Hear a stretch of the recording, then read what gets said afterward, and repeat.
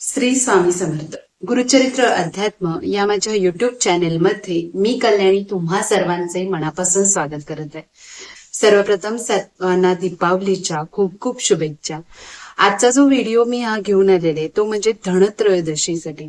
बघा 29 ऑक्टोबर मंगळवारी धनत्रयोदशी, तर ती नेमकी कोणत्या टायमिंगला आपल्याला करायची आहे, म्हणजे कोणत्या टायमिंगला आपल्याला धन्वंतरी देवतेची आणि कुबेराची पूजा करायची, तर ही टायमिंग आपण आज जाणून घेणार आहोत। तसेच या दिवशी तुम्हाला कोणत्या वस्तू खरेदी करायच्या, तसंच कोणत्या वस्तूंना घरातून आपल्याला काढून टाकायचंय, तर ह्या गोष्टी देखील आपण आज या व्हिडिओमधून जाणून घेणार आहोत।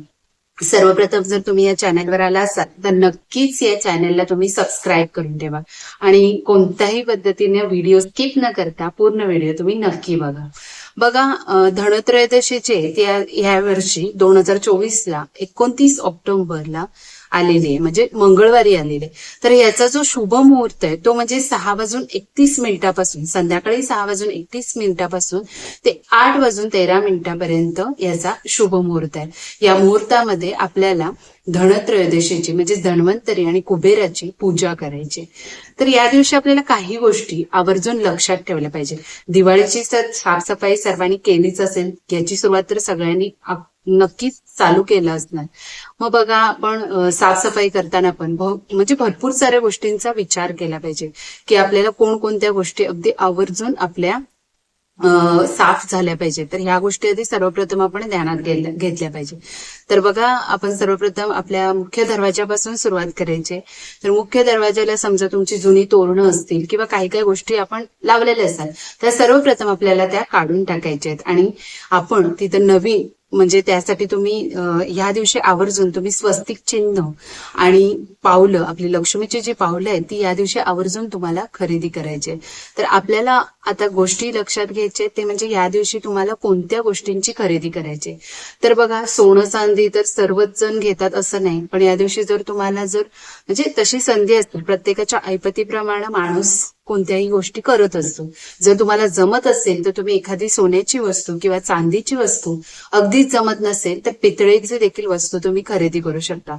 मग पितळेच्या वस्तूमध्ये आपण म्हणजे आपल्या देवाशीच रिलेटेड आपण एखादी मूर्ती असू दे किंवा पूजेचा दिवा असू दे, ही गोष्ट देखील आपण खरेदी करू शकतो।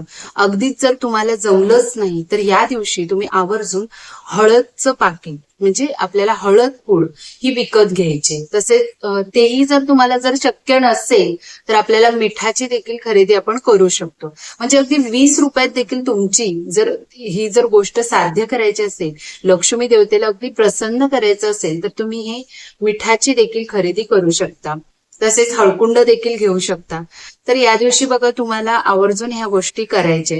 तर बघा समजा तुम्ही देवाचा एखादा फोटो घ्यायचा असेल तर नक्कीच या दिवशी तुम्ही देवाच्या फोटोची ही खरेदी करू शकता। आणि बघा आपल्याला या दिवशी पणती वगैरे आपण ज्या दीपावलीसाठी, कारण या दिवसापासूनच आपल्याला पणत्या लावायला देखील चालू करायचे, पण आपल्या घरातील एक म्हणजे दारिद्र्यता किंवा आर्थिक भरभराटीसाठी जर आपण प्रयत्न करत असाल तर त्यासाठी तुम्ही उत्तर दिशेला काय करायचंय तर ती पणती घ्यायची आणि त्या दिवशी आवर्जून आपल्याला त्यात पाणी भरून ठेवायचंय आणि ती पणती आपण उत्तर दिशेला लावून ठेवायचे किंवा ठेवायचे।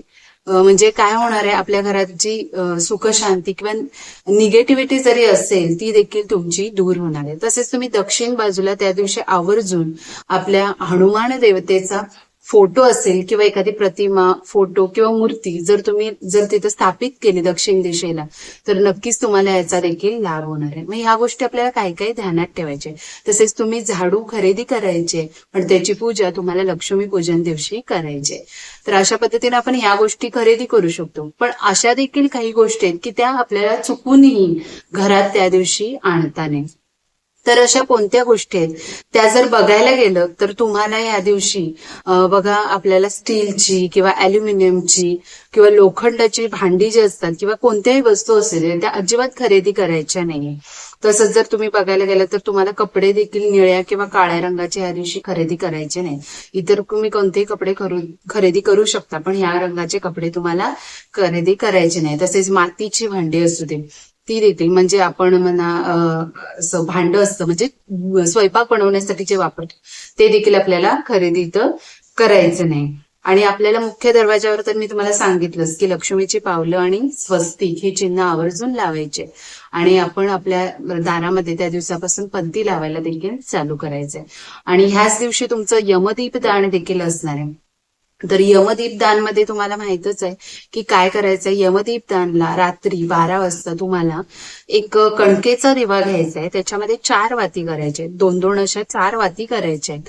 आणि 4 वातीमध्ये तुम्हाला हळद, कुंकू, अक्षता, फुलं हे सगळं घालायचंय. आता हे यमदीप दान नक्की का केलं जातं, तर या दिवशी जर तुम्ही यमदेवतेला आवाहन केलं आणि त्यांना सांगितलं की आमच्या घरातील जी सुखशांती आहे किंवा इड्यापिड्या आहे, परत तसेच अकाली मृत्यू वगैरे जे असतात, हे सगळं जर टळून जायचं असेल, दुःखांचं निवारण व्हायचं असेल, तर या दिवशी तुम्हाला यमदीपदान आवर्जून करायचंय. म्हणजे आपल्या घरात जे काही पूर्ण वर्षभर आपल्या घरात देवतेचा वास राहणार आहे. कारण या दिवशी आपण यमदेवतेला दक्षिणेकडे तोंड करून आपल्याला हा दिवा लावायचा आहे. तर अशा पद्धतीने आपण हे व्यवस्थित त्याला धूप वगैरे सगळं ओवाळायचं आहे. आणि रात्री तुम्हाला घराच्या दरवाजाच्या बाहेर हा दिवा लावायचा आहे. तर अशा पद्धतीने ह्या गोष्टींचं तुम्ही एकदा आवर्जून लक्षात ठेवा. तसंच तुम्हाला जर अगदीच काही जमलं नाही तर कमळ फुलाचे जे बीज असतात ते खूप स्वस्त मिळतात, ते देखील तुम्ही बीज त्या दिवशी आणू शकता. आणि आपल्याला आवर्जून सगळ्या घराची अगदी व्यवस्थित सफाई करायची आहे. म्हणजे देवघरात देखील बघा, आपला देव्हारा असतो, त्यामध्ये ड्रॉवर असतो, त्यात बऱ्याचशा गोष्टी अशा जुन्या पाण्या पडलेल्या असतात, काही अंगारे असतील किंवा कुंकू असेल जुनं, ते सगळं आपल्याला विसर्जित करायचंय. जुनी फाटलेली पुस्तकं जरी देवाची वगैरे असतील ती देखील आपल्याला विसर्जित करायचे किंवा एखाद्या अशा ठिकाणी ठेवायचे की ज्याचं व्यवस्थित त्या मार्गी लागतील. असं म्हणजे सगळेच औषधं असू दे जुनी, म्हणजे आपल्याला थोडक्यात एक्सपायर झालेल्या गोष्टी आपल्याला घरात ठेवायच्या नाहीत.